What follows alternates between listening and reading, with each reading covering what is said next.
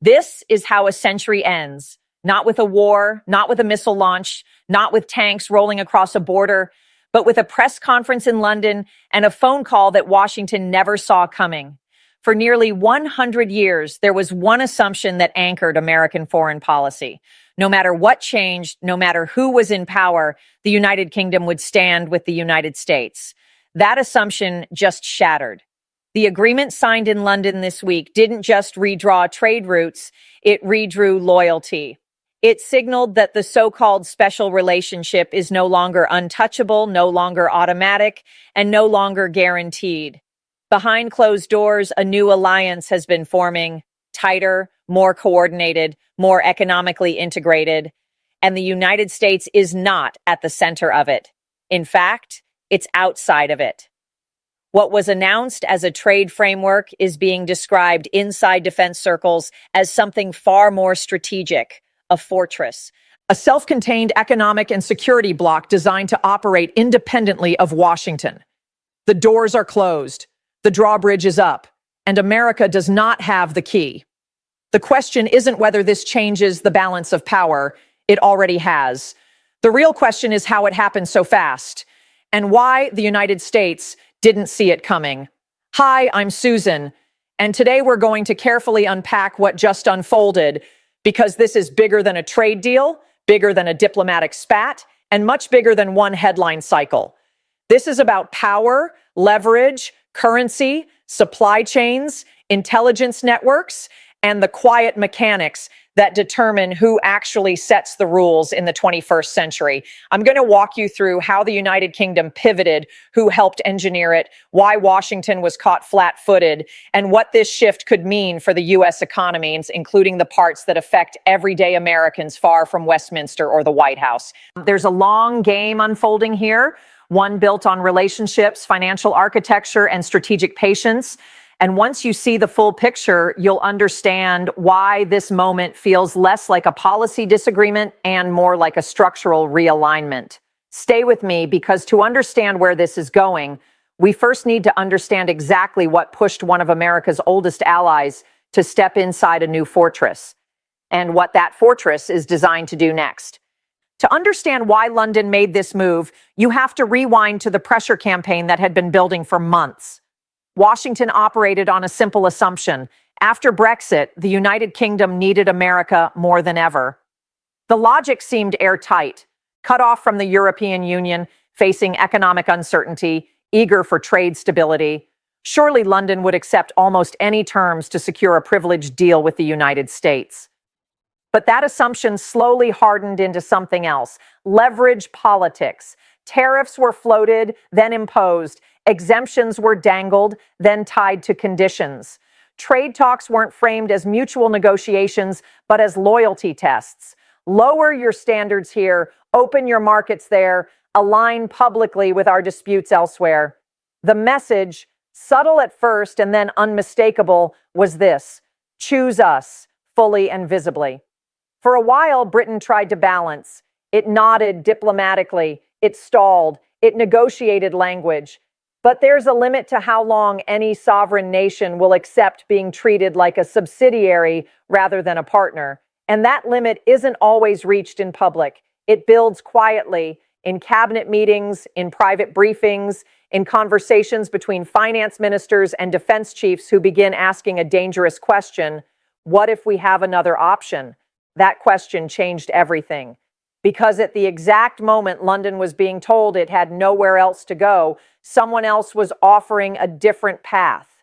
Not through confrontation, not through headlines, but through architecture. And this is where the story pivots from pressure to strategy. While Washington escalated rhetoric, another leader was calculating systems, not tweets, not threats, systems. The realization was deceptively simple. The Commonwealth of Nations, long dismissed as ceremonial, symbolic, nostalgic, was structurally enormous. 56 countries, billions of people, massive resource bases, established legal compatibility, shared institutional DNA. It wasn't a relic. It was dormant infrastructure, and dormant infrastructure can be activated. The architect behind that activation wasn't operating from impulse. He was operating from familiarity. Years spent inside the British financial system had created relationships that don't show up on press releases. Relationships with regulators, central bankers, industrial planners, and policymakers who think in decades, not election cycles. When pressure from Washington intensified, those back channels mattered. Instead of issuing counter threats, there were quiet meetings. Instead of public ultimatums, there were spreadsheets. Instead of framing this as retaliation, it was framed as resilience. What would it look like if middle powers stopped reacting and started coordinating? What if supply chains were redesigned intentionally instead of inherited passively?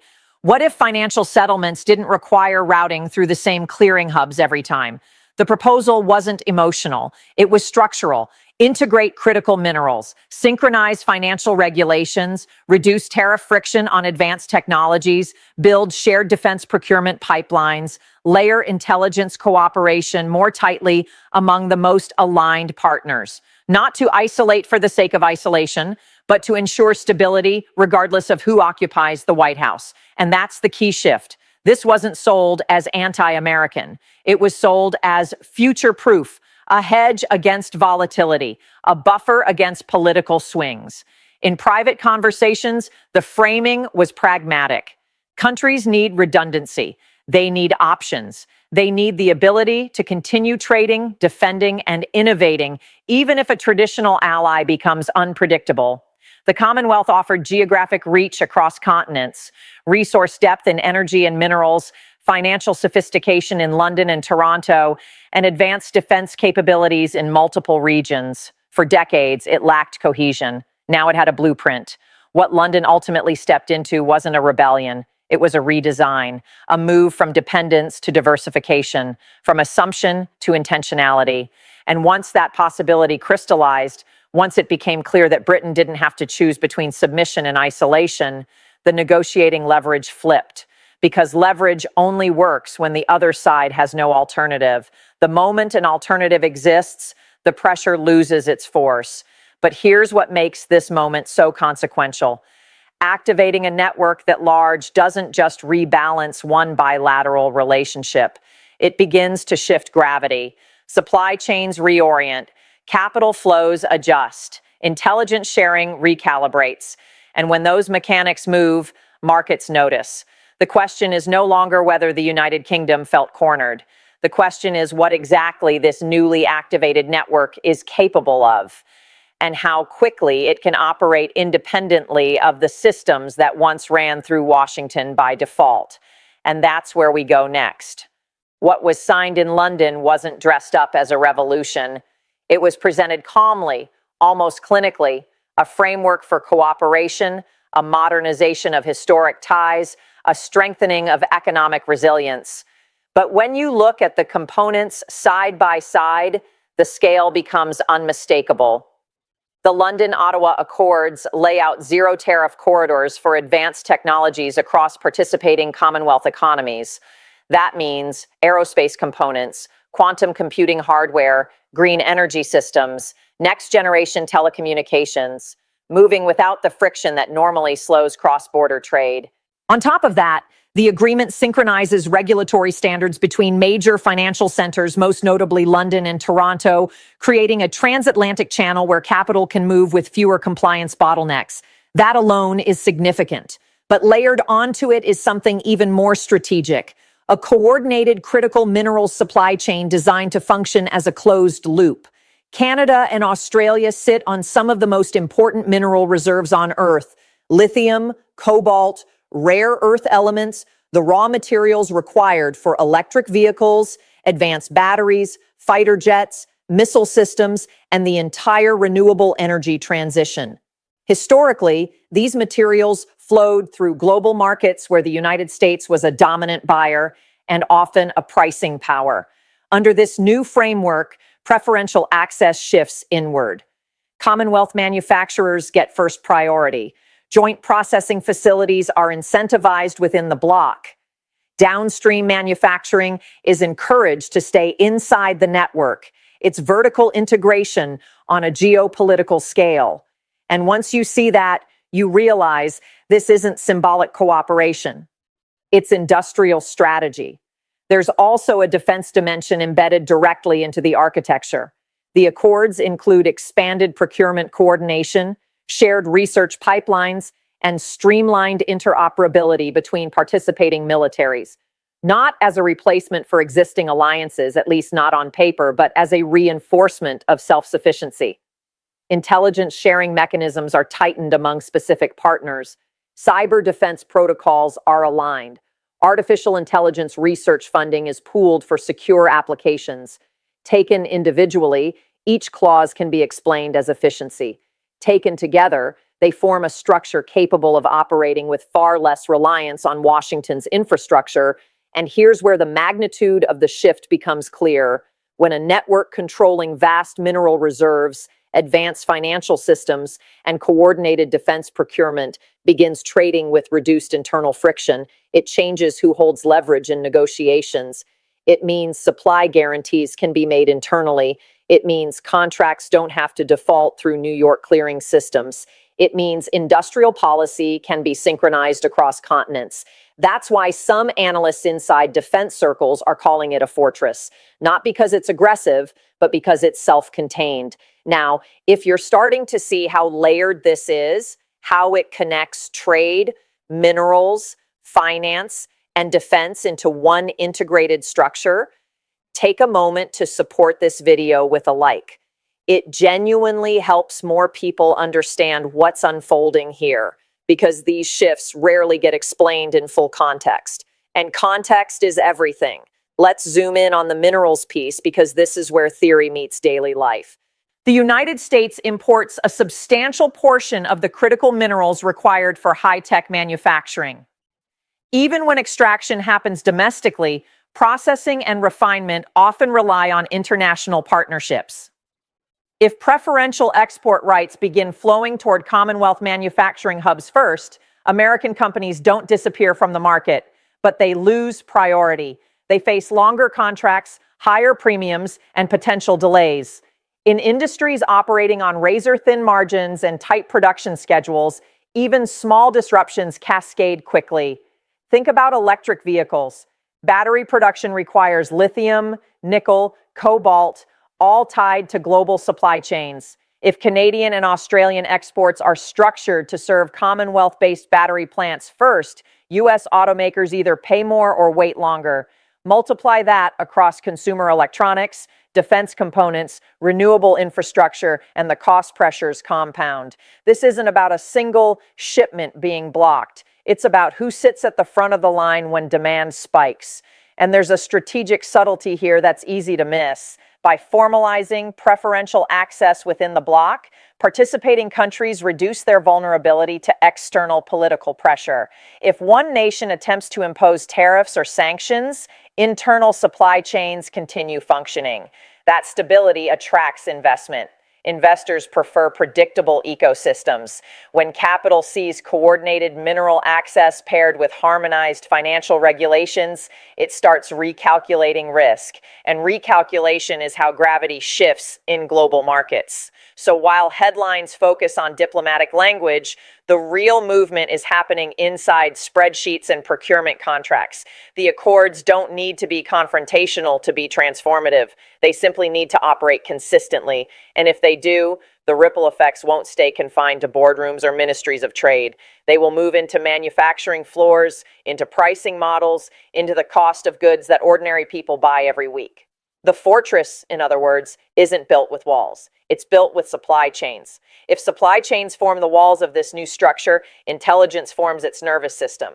For decades, the Five Eyes Alliance, the United States, the United Kingdom, Canada, Australia, and New Zealand, has been the most intimate intelligence sharing network in the world. Signals intelligence, satellite data, counterterrorism analysis, cyber threat assessments, information moved with a level of trust that very few alliances ever achieve. It wasn't just cooperation, it was integration.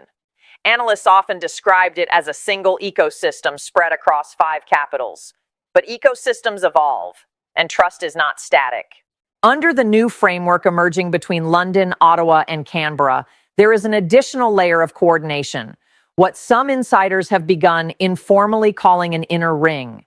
It focuses on sovereign data integration, shared AI research environments, and harmonized cyber defense standards. On paper, it's framed as modernization. In practice, it creates a tighter triad within the broader alliance.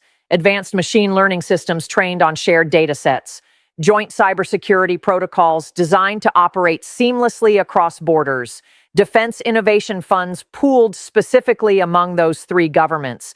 None of this explicitly expels Washington, but it reduces automatic dependency. And that distinction matters. When intelligence structures become less centralized, leverage shifts subtly. The United States has long held enormous influence partly because of its unmatched intelligence capabilities.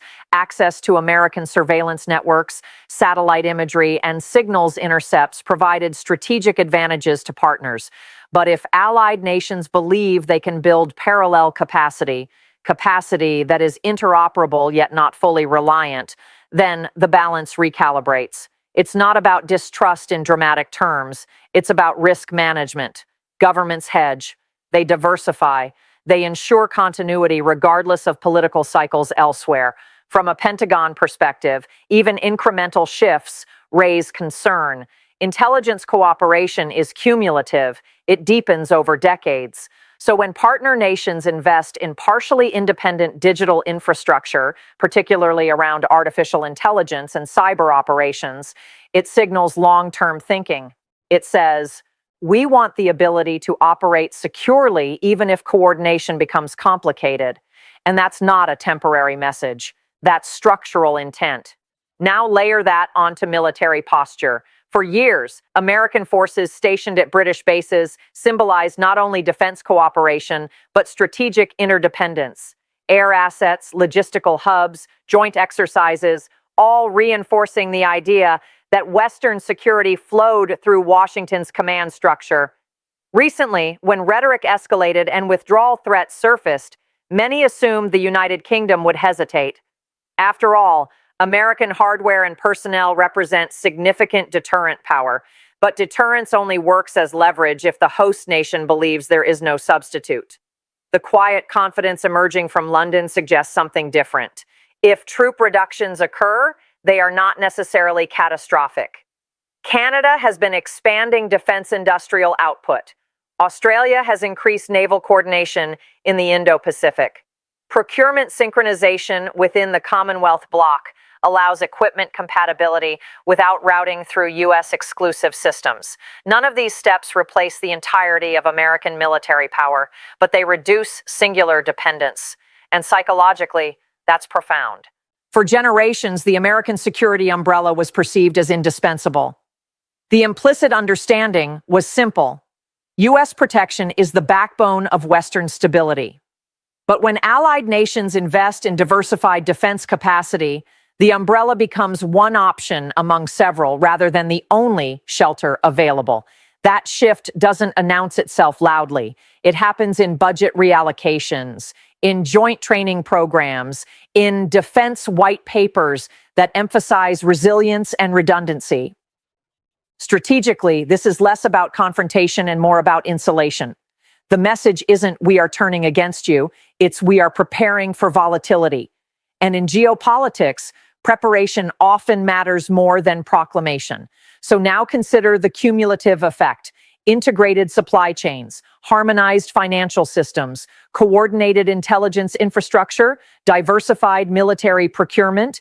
Each component on its own is defensible as modernization. Together, they form autonomy, and autonomy changes negotiations. The real question becomes this: when economic networks and security frameworks begin functioning with reduced reliance on a superpower, how does that superpower respond? Does it adapt to remain central, or does it escalate in ways that accelerate the very independence it fears? Because history shows something consistent. When leverage weakens, the instinct is often to apply more pressure. But pressure against a diversified structure doesn't always produce compliance. Sometimes it hardens resolve. And that brings us to the next battlefield. Not minerals, not bases, but technology and currency, where influence isn't measured in troops or tariffs, but in code and capital. If the 20th century was defined by oil, the 21st is being defined by data.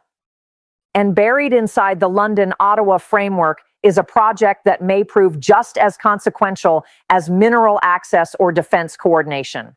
It's an initiative centered on sovereign artificial intelligence infrastructure, systems trained on domestic data, stored on domestic servers, governed by domestic law. At first glance, that sounds technical, almost bureaucratic, but step back and you see the strategic logic.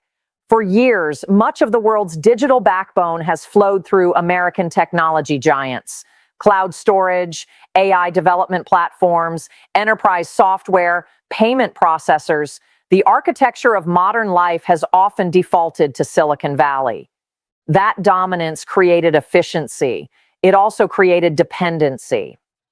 Under the new Commonwealth alignment, governments are signaling a shift toward technological self-determination. Public sector contracts increasingly favor in-bloc providers. Data localization requirements ensure sensitive information remains within participating jurisdictions. AI research funding is pooled to build models that don't rely exclusively on US-controlled infrastructure. The message isn't hostile, it's protective. Control your data, control your algorithms. Control your digital sovereignty.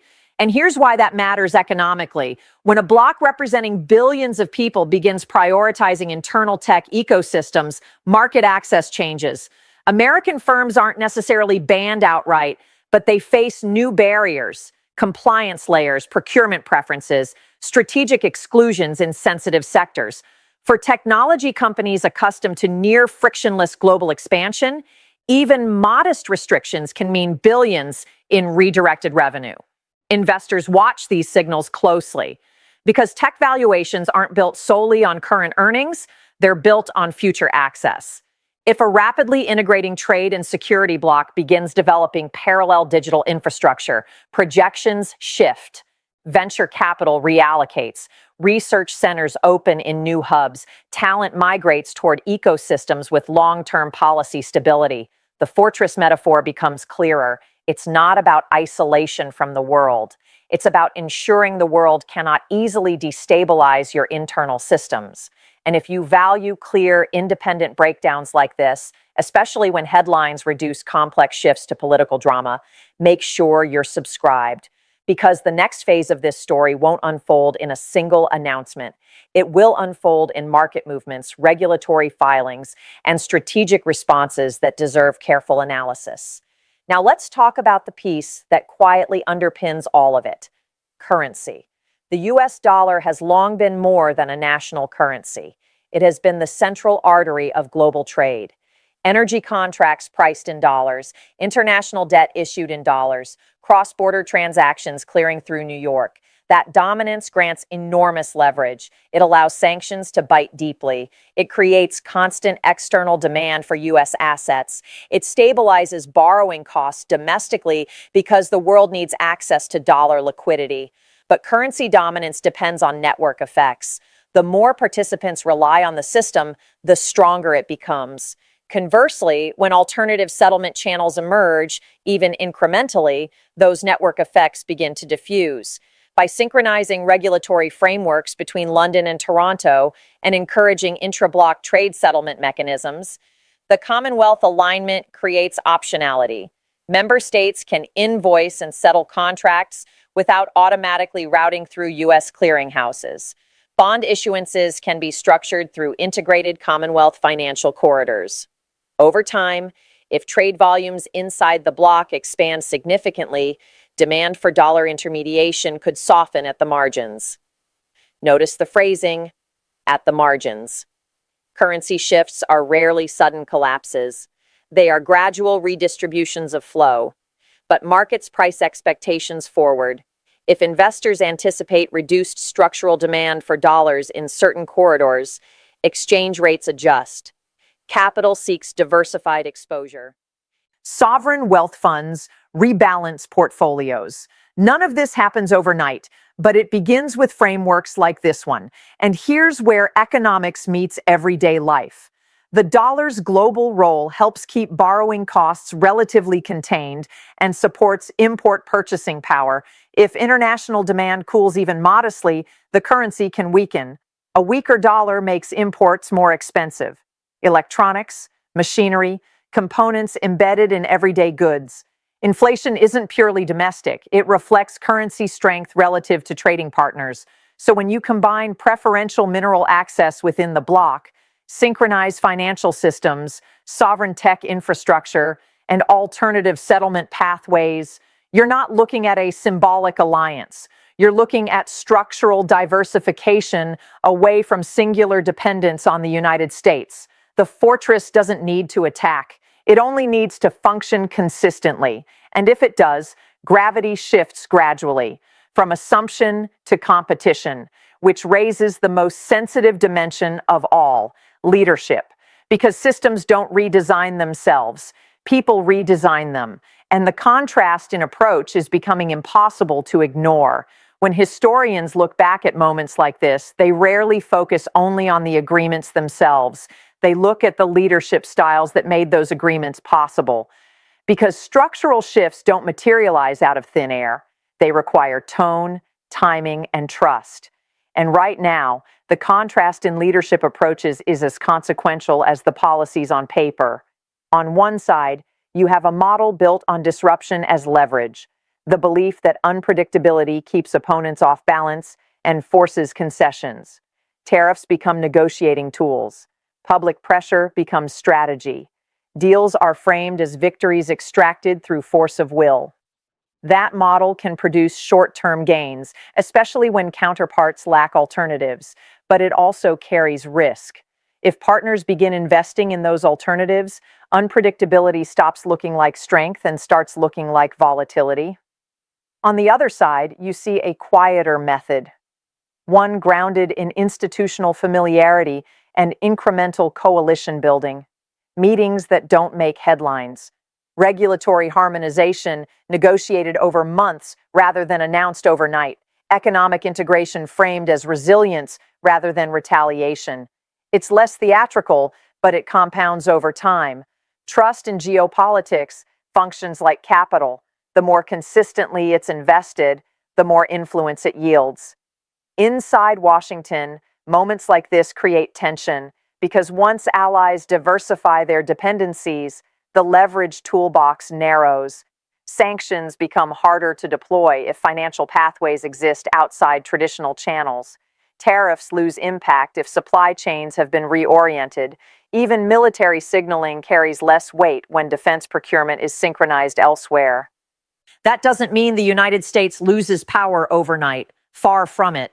But it means power must increasingly be exercised through persuasion rather than presumption. And here's where this stops being abstract. When trade corridors shift, factories feel it. If Commonwealth manufacturers receive preferential mineral access and frictionless tariff treatment within their bloc, they gain cost advantages. American exporters competing in those same markets may face higher input prices and fewer favorable terms. That squeezes margins. In industries like automotive manufacturing, aerospace components, and advanced electronics, margins are already tight. Even small increases in material costs ripple through payroll decisions, expansion plans, and hiring forecasts. Consider a manufacturer in the Midwest that relies on imported lithium for battery components. If procurement contracts prioritize in-block buyers first, that company either pays a premium or waits longer for delivery. Delays slow production. Premiums reduce profitability. Over time, investment shifts toward regions where supply is more predictable. That's not political theory, it's operational math. Currency dynamics add another layer. If alternative settlement systems gain traction and global demand for dollars softens incrementally, exchange rates adjust.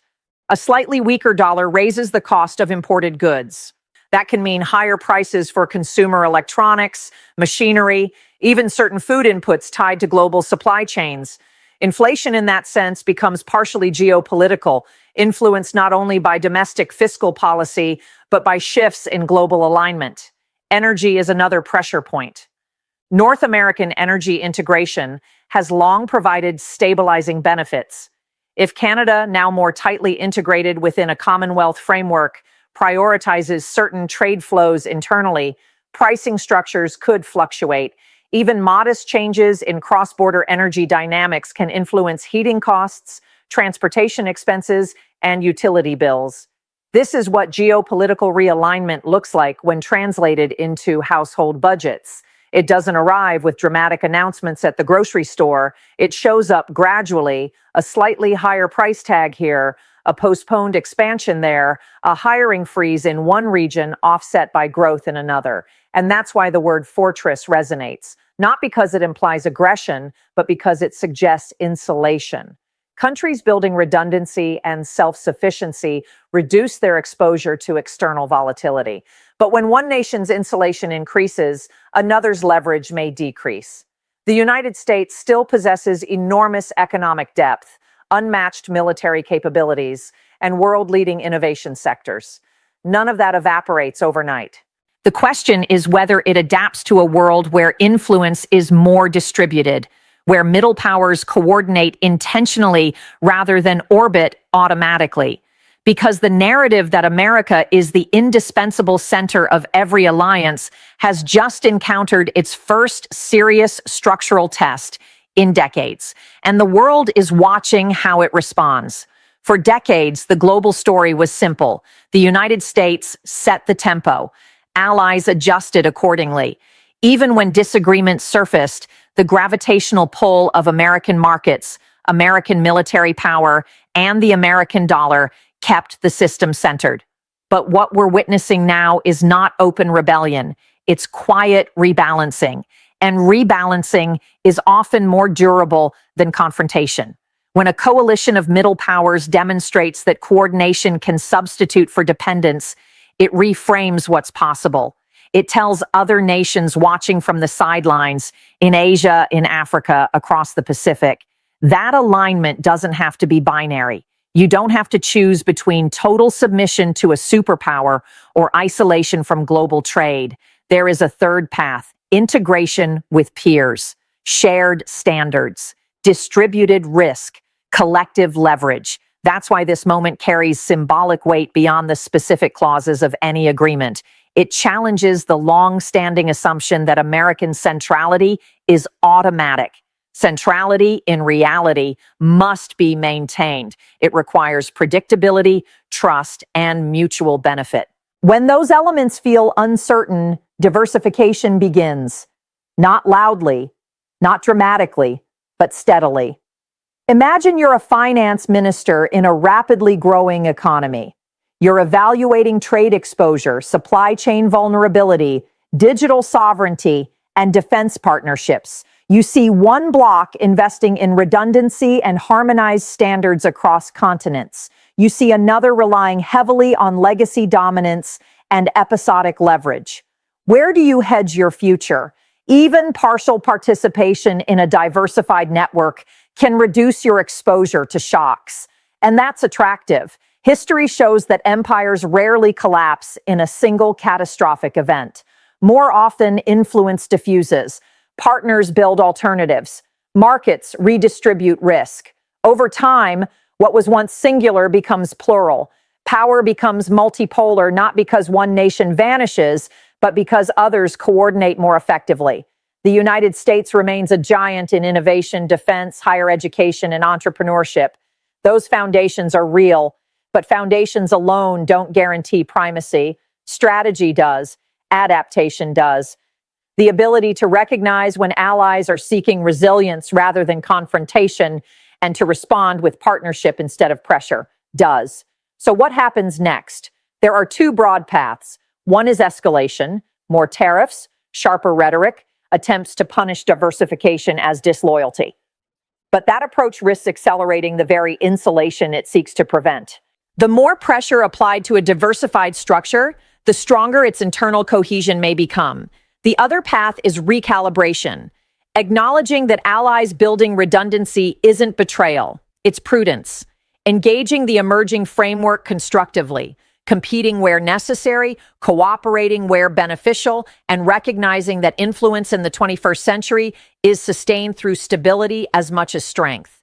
Because here's the deeper truth beneath all of this. The fortress metaphor cuts both ways. A bloc can insulate itself from volatility, but a superpower can also insulate itself from irrelevance by evolving.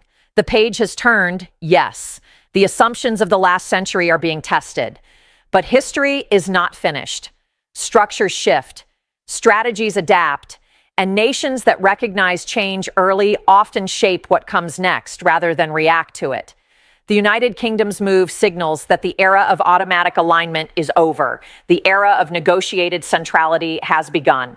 Whether the United States stands outside a fortress or helps redesign the next global architecture depends entirely on the choices made from here.